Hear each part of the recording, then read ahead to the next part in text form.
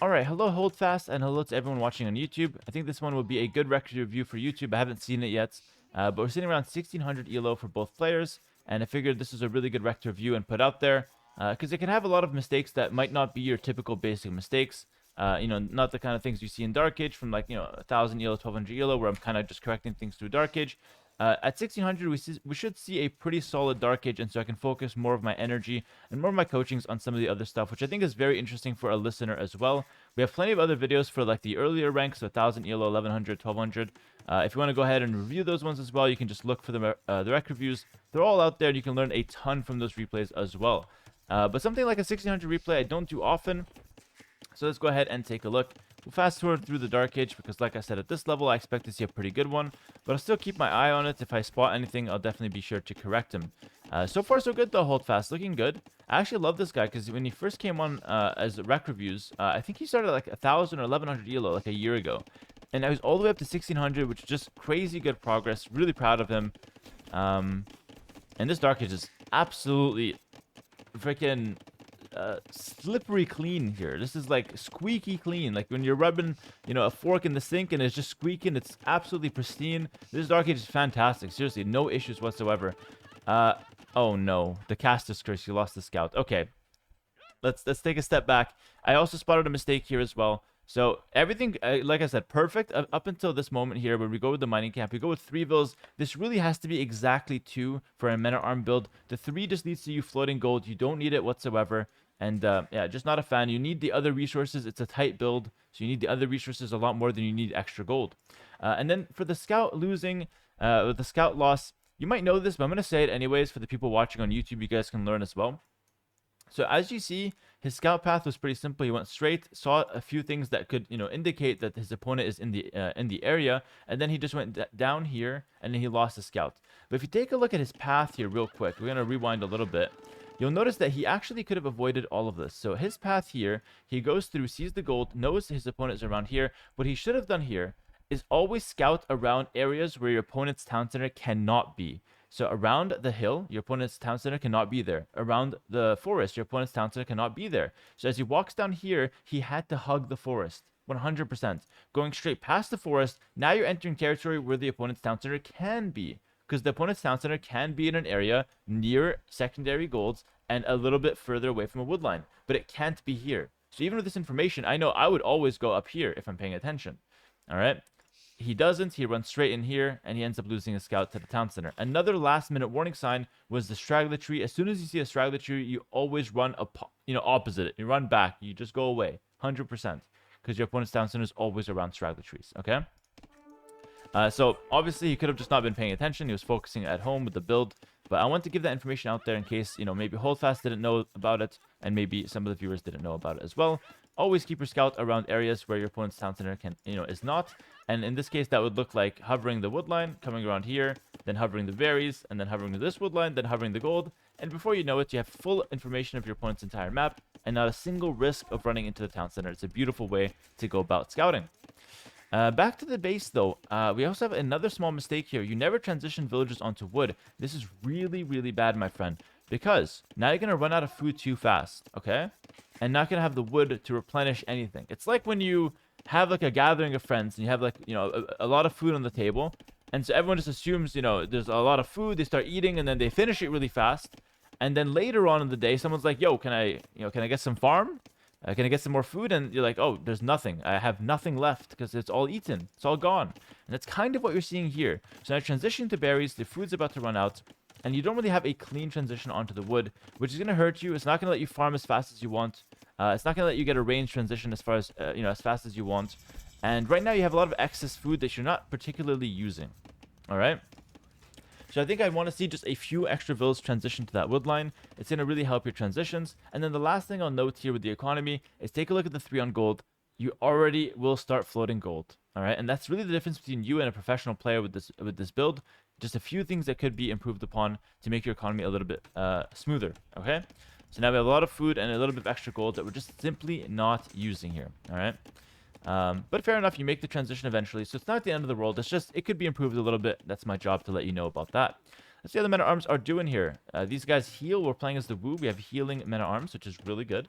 Probably one of their best, bonuses in a 1v1 Arabia.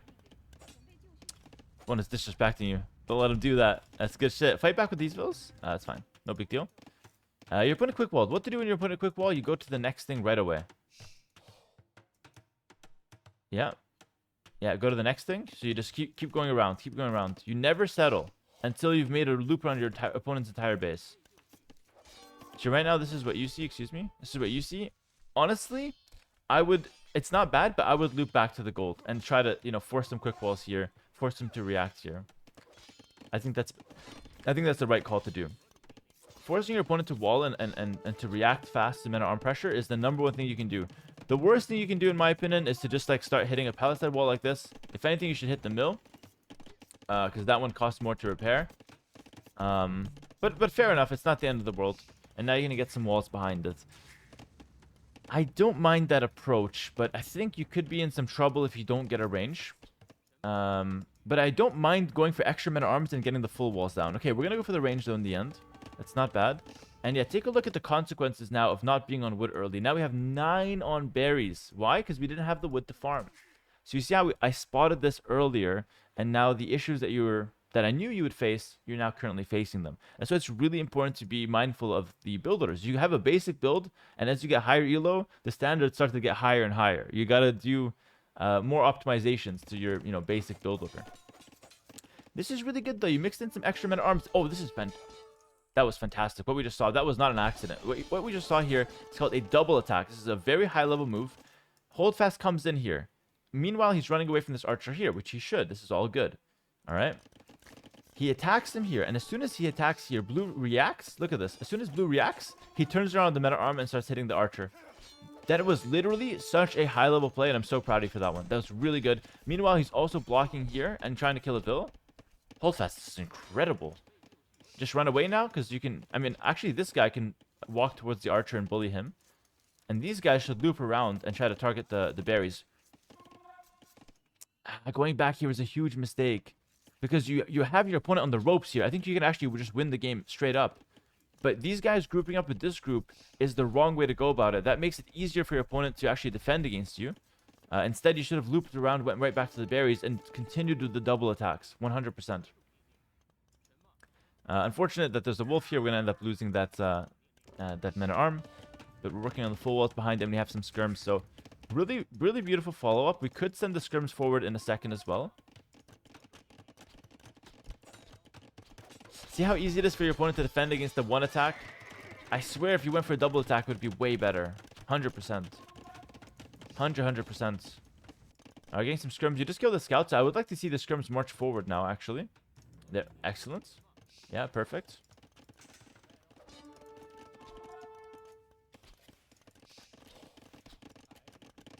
F1 is playing pretty well, too.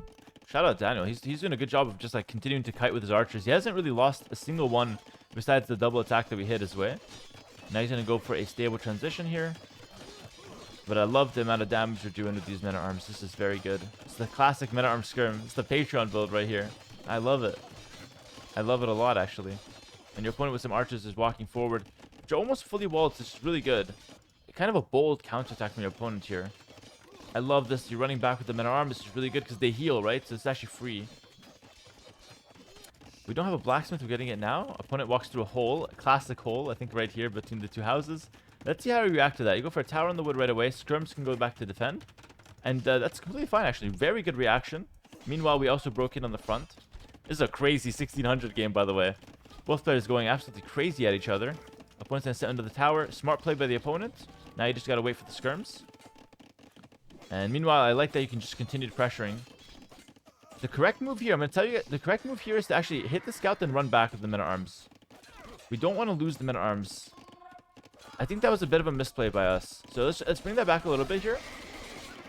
You see your opponent coming at you like a madman. Like I can see the veins in the fists of these villagers here. So I think you should back up with everything and then assess the situation. When your opponent brings an unreasonable amount of villagers to a fight, you always run. Because then he's just idling and you don't give him a chance to actually hit your army, which is really good.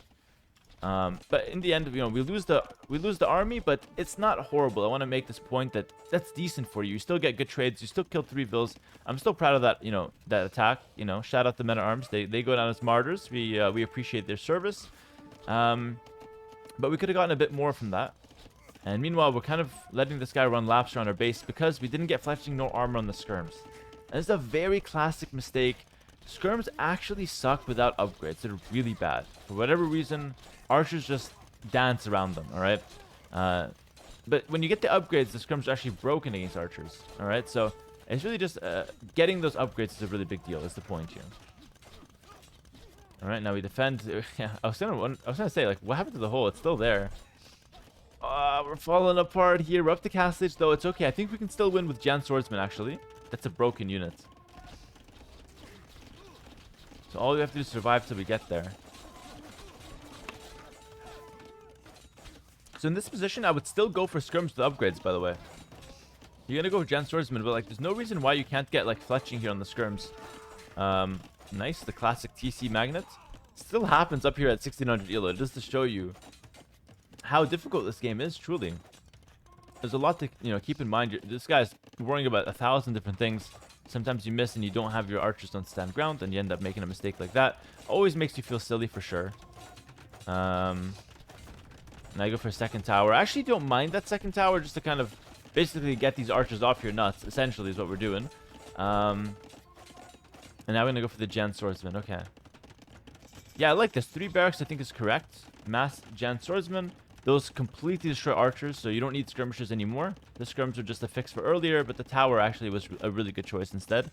Now your opponent has run back. So now, you're going all in. Okay, that's, you know, the main game plan here is an all in. Let's get the hole fixed, please. And now a gate, finally. It's very good. Now you're going to go for the arson and the upgrades. I honestly wouldn't sit around for a few minutes here waiting for more. I would go with the first 3 and send them around and look for a raid.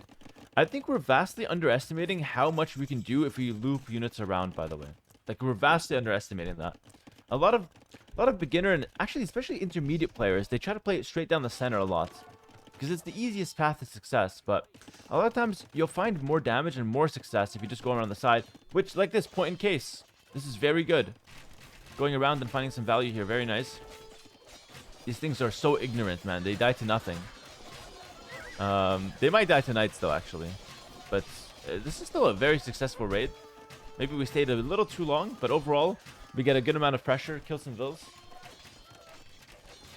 The only thing I will say, when it comes to like an all-in, I usually am very cautious about trading army for vills.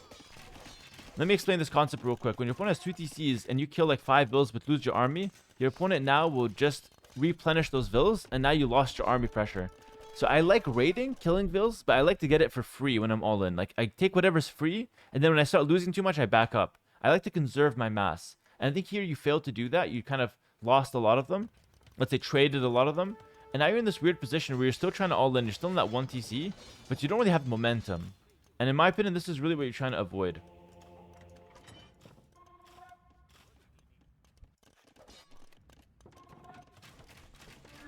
Alright, now we're mixing in the pikes. It's a really good combo. It's kind of like Huskroll pikes. Very, very strong combo. But again, you lost the momentum. That's why we're in such a pickle here. You just lost the momentum. And I think if you had kept alive like 10 Jian Swordsmen, you'd be able to fight this a lot more easily. And now we're in a situation where we just have pikemen. Yeah, this is actually a classic example of losing momentum in an all-in. Which is not an easy thing to fix, but I'll help you out when this wreck's over. Let's see if we can recover first and foremost, but when this wreck's over, I'll kind of show you what more we can do, or what differently we can do to make sure that doesn't happen. But now I would consider us completely dead, by the way. Just, you know, to be clear, we're down 20 vills, and our opponent has full pressure. So now we have, like, no chance to win, unless our opponent literally just, like, falls off a cliff with his, like, army. And it's just like completely throwing things away. If that doesn't happen, then we lose for sure. He needs to really throw these knights and, you know, make huge mistakes for us to have a chance. Which, to be fair, looks like he's competing for that. Maybe that's what happens. But even still, like, we're still down to 20 vills. It's rough. Alright. Well, he's helping us out here. I'll say that. So at this point, you should just go all in 100%. Whenever you're really far behind, you should always all in. It's the most fun. It's the most fun thing you can do to get back in the game, and it's the hardest thing for your opponent to stop. So whenever you find yourself really far behind, all in. I can't stress that enough. It's the absolute best response to just having a bad game or like a bad situation. So right here, I'd be thinking, my base is on fire, my farms are dry. I'm just going to continue spamming units and continue trying to gain momentum and hopefully overwhelm my opponent. That gives you like a, let's say a 5% chance to win. Maybe less even.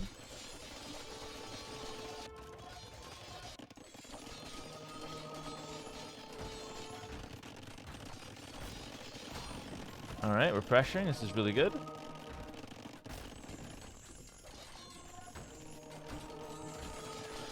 I would be putting a lot more urgency here. So like when I talked about earlier of like, oh, you don't want to lose your army. Right now, this is free. Your opponent cannot kill your army. So you should be like, I would say like diving right past TCs here. Because we're like desperate right now. So like killing houses would be enough like 20 minutes ago. Or like 15 minutes ago. When we're just starting the push. But right now, we need more momentum. And like right now, it's free. You can just walk in and kill stuff. You only play cautious when there's like an enemy threat. Like right now, as a threat, you regroup and you can fight it. And if you can't fight it, you go back.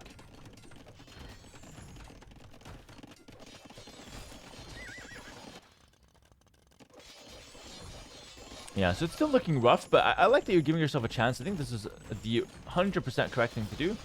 Now you're going to go for a fight. You actually win this fight, and I would take this fight. Very good, because you need to. You're desperate. Now you back up. Yeah, you heal, so the more fighting in and out you do is actually better for you. Convert a knight, which is good. I actually like a lot more how you're playing now than how you played at the start of the push. I feel like now you're a lot more mindful about maintaining that momentum, whereas at the start of the push, you kind of weren't. We're going to review that part at the end of the rec, though, of course. And I like that. He's going in, sniping something, going back. It's very good. Nice. This is a good fight. Yo, I'm starting to get some hope. Hope is the worst thing you can give to a man in dire times, though. Because then it's crushing if we end up losing. Yeah, with these 4 rounds, we can actually like make a huge play. I think we should go for it because the situation is not getting better for us. Oh, sorry. So we should just go for something here. I think we're taking too long, actually. Yeah, we're taking too long here. We gotta go more urgency because we're so far behind. Oh, bringing a lot of army. I guess you're waiting for this. Is the epic push building up? I'm getting excited. Yo, something about these rams, they became a lot stronger. They're harder for the villagers to kill them, by the way. So they're a lot stronger now. This is a freaking movie. You destroy his TC. Yo, can we win? This is crazy. What a push. That's the momentum I'm talking about. Good raids on the side. Meanwhile, are we going to get the conversions? We do get the conversions. Let's slow it down. This is an absolute movie right now. I'm watching a film. Put this shit on Netflix right now. But we kind of fizzled out. Oh no, we got counter-raided. Oh my goodness, they sniped the production team of the movie. Oh, that's bad. That's bad. Good. Sorry, good to start back. Okay, nice little pause. But we fizzled out here a little bit. But not because we made a mistake. We ran out of steam. That was really good, actually. That was really good. You gave yourself some hope. But now, yeah, we just got nothing left. So we'll just fast forward because at this point it's cooked. And we see the GG. Dude, very impressive last push there. I love that one. But so how that last push was. We like had a lot of momentum. We pushed. But then the lead up was just like going in, going back, going in, going back. Building up our army, hurting your opponent, and then going for the big push. We just had to do that from the very start, actually. So, despite all the losses we took to the hole and whatnot, we still get to a decent position in Castle Age. We start hitting with the Jian Swordsman. We start out really well. So this is good. Why is this good? These guys have to go back. These guys going in here, we trade 2 Jian Swordsmen to kill a few vills and idle like 10. That's really good. These guys, though, this is really bad.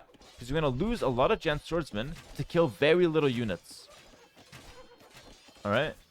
So we kill what, like the few scouts? I don't think we even kill a single knight. Do we? Yeah, we don't even kill a single knight. And we lost a lot of Jians. So like, look at the first 2 are still going. Those guys were insane.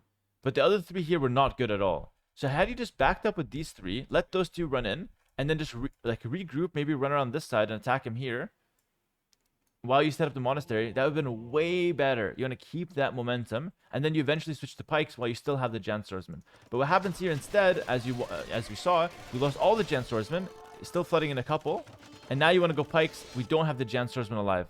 So now, when we actually try to fight with the pikes, we just don't have the momentum to actually do anything. And now he gets back the momentum, and this is game over, 100%. Because your opponent is booming behind this, and he has like full double gold comp momentum in front of our base. We have 0 momentum whatsoever, and we're only on 1 TC, so the game is over. But anyway, I think this is a really good rec review. Well done, hold fast on your progress. I hope this rec review helps to get, to push to greater heights, and I hope that the viewers might have learned something. And if there's one takeaway, is that if you're losing and you're having a bad time in the game, just go all in. So before we resign, at least you do something like this. This is really fun, and I think it's going to make losing a lot more entertaining and a lot more palatable when you at least have some kind of push before you go down. So always do that. And yeah, thanks for watching. I'll see you guys in the next one. If you guys want to learn and I get better at the game, check out my Patreon, by the way. All my exclusive guides and content are there. If you guys want more content, check me out on Twitch for the live stream. Links to both Twitch live stream and Patreon in the description below. And as always, thanks for watching and have a good one. I have to always say that at the end in case people want to know where to find me if they want more content. Take care and peace.